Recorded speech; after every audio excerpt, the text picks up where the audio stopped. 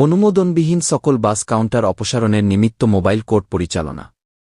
মেহেদী হাসানের তথ্যচিত্রে বিস্তারিত।